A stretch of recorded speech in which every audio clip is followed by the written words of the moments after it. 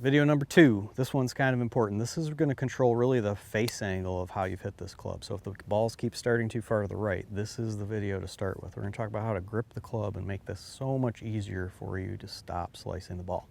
Let's go over there and take a look.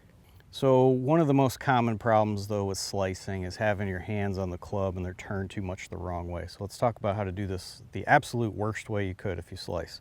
You'd start with your left hand grip and you turn that to the left side of the shaft to the point where you've got this little dimple on your wrist, right where your wrist and forearm come together. If you push down on that just real gently, you can see how far to the left of the shaft that is. That is the beginning of hitting the worst slice ever. So while there are a lot of different things you can focus on with your left hand grip, the position of where that dimple on your wrist is should be the #1 priority. So I know if you're watching and you slice the ball, this is something you probably haven't thought of. Meanwhile, with your right hand, this would be the worst way to do it as well. The index finger on your right hand, right here in that very first joint, the more that you start to place that on top of the shaft, you can start to see how my shoulders tilt more to the left. But ultimately, I'm just setting myself up to hit the ball with the face way too open to the target and with no chance of hitting a push and a draw. So a far better way is literally to take both of your hands and turn them as far to the right as you can.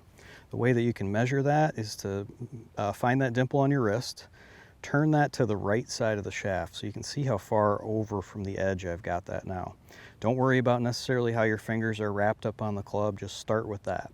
Then that same index finger on your right hand, start to put that on the side of the shaft, and if you want to make sure this ball draws, which is what you're trying to do right now, put that underneath the shaft as much as you can. Now you can see the difference in my shoulders and how they're tilting, but also when I hold this club up, how it's much easier to aim that towards the ground and actually hit the ball to the left of the target.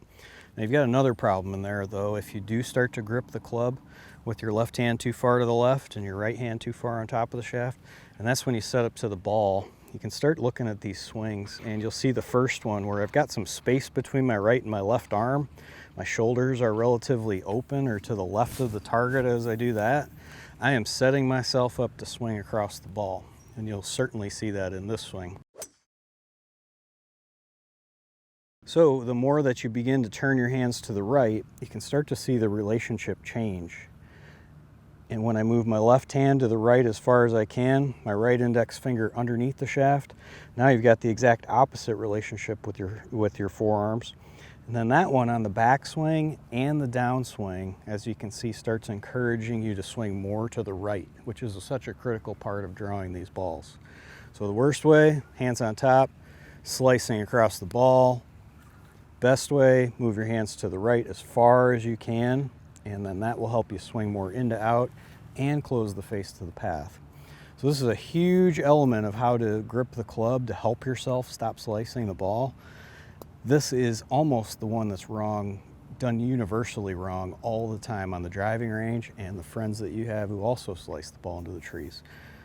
This is the start of your problem.